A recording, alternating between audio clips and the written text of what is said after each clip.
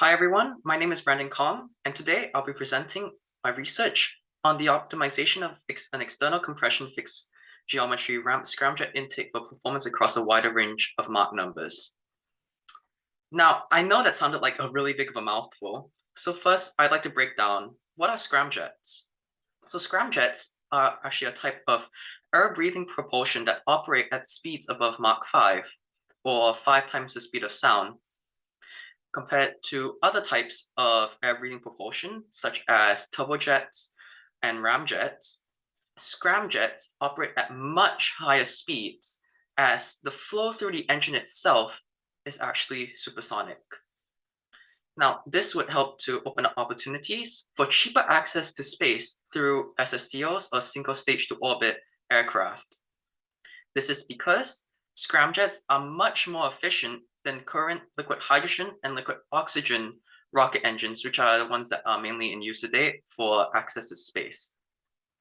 For example, the specific impulse, which is a measure of efficiency of liquid hydrogen / liquid oxygen rocket engines, is around 450 seconds, whereas the specific impulse for scramjets is around 3,500 seconds theoretically, much higher. So this is why I like to introduce my project. My research project goal is to optimize an external compression fixed geometry ramp scramjet inlet for speeds between Mach 6 and 8. The primary issue currently with fixed geometry scramjets is that they are a point design. They're optimized only for a single speed. And this means that when they're not at their optimal speed, what they're designed for, there can be significant performance losses. And my project will be to try and overcome these losses.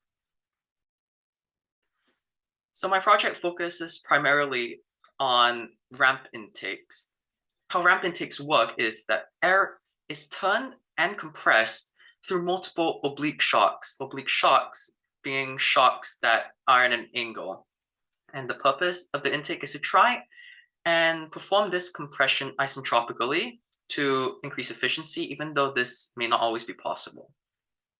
For my design, the fixed geometry was chosen versus, for example, a variable geometry intake, where the geometry of the intake can change.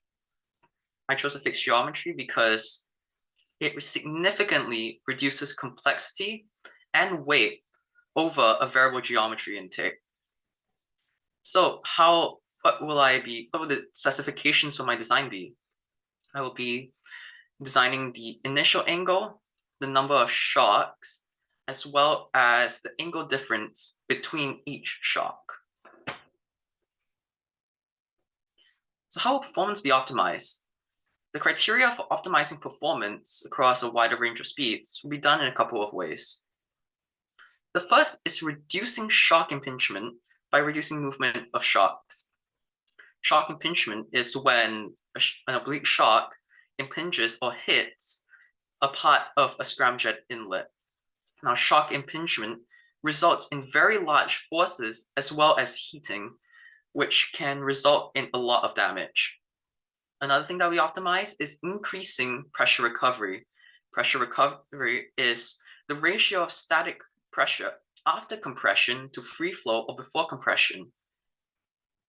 This measure is based on the static pressure differences after the intake than before it, meaning that it's a good indicator overall of the intake's performance. So the primary goal is to improve these two things across Mach 6 and Mach 8. Another important thing is that intakes must also achieve an overall compression of at least 50 for combustion inside the scramjet to be possible.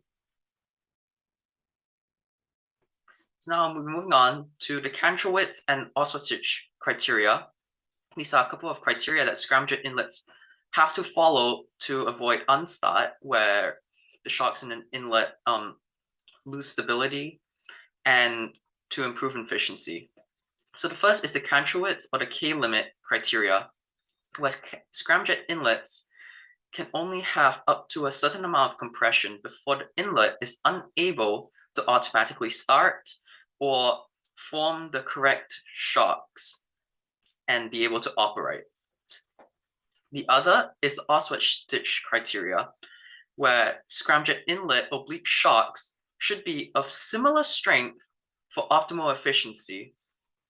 To achieve this, the angle difference between each shock ramp is going to be equal.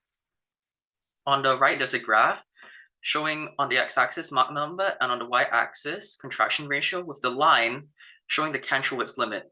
Basically, the contraction ratio, which is the ratio of the cross-sectional area between free stream condition or before the inlet to after the inlet, after compression, must be below this line for the inlet to be able to operate properly.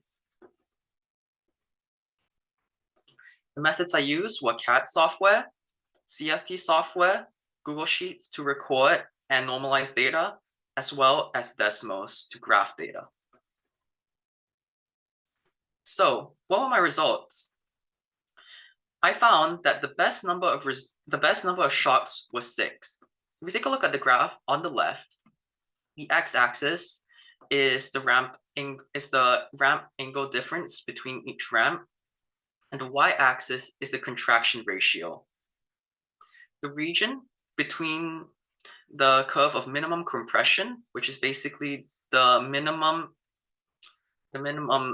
compression needed for the scramjet to operate, and the Kantrowitz criteria, which is the green dotted line, is where the ramp angle difference and contraction ratio must be for the inlet to be able to operate. So we found that the best number of shocks was 6, given an initial angle of 6. Now you may be asking, why didn't I choose, for example, seven shocks, even though it would be able to achieve enough compression while reaching the Kantrowitz limit less. This is because more shocks means an increased number of boundary layer interactions between the shocks, which causes boundary layer detachment and instability, which could also lead to unstart and shock impingement. So 6 shocks I found was the best number of shocks. Next were my results for finding the best initial angle and the angle difference between each ramp. So look at the graphs on the left. These graphs show on the x-axis intake compression, on the y-axis pressure recovery coefficient.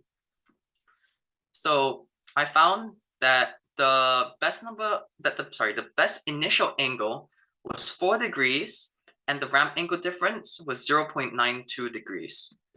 We look on the graph, the right graph, the orange lines represent at Mach 8, the minimum compression needed at Mach 6 to achieve function.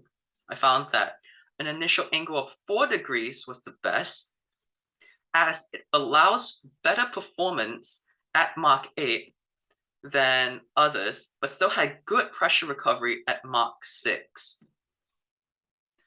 I chose a ramp angle difference of 0.92 degrees, as it allowed to get close to the minimum compression needed at Mach 6 and still achieve good efficiency through a higher pressure recovery coefficient. So overall, I found that for my results, with my design, the pressure recovery coefficient at Mach 6 was 0.80, and at Mach 8, it was 0.65. This is quite comparable to what other research has found, and in some cases has exceeded it. So now I'd like to talk about some possible future advancements with scramjet inlets. One would be the implementation of variable geometry intakes, where the geometry of an intake is able to move. This would allow for the ability to counteract some of the issues with point design that I discussed earlier, even though they will have much increased weight and complexity. Another will be novel intake designs. These novel designs would also help to combat these issues, but are also much more complex.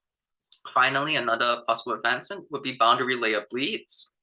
What these do is they suck away the boundary layer in the intake, reducing shockwave and boundary layer interactions, which will allow for increased number of shocks and improve performance, even though it would also increase weight and complexity. And with that, thank you so much for listening to my presentation. Thank you so much, Brandon. That was fantastic. We have a question from the audience. This question asker says, "Hi, Brandon, I'm so impressed. For us non-specialists, can you tell us a little bit more about the applications of your research?" Yeah, of course. So scramjets, they are basically a version of a jet engine almost that can go much faster and much higher than other jet engines and are more efficient than rocket engines. So what this means is that, for example, spacecraft can use these engines to get higher up into the atmosphere before turning on, say, rocket engines to finally go into orbit. And in doing so, this would help significantly reduce the cost of access to space. And of course, reducing cost of access to space means we can advance space travel.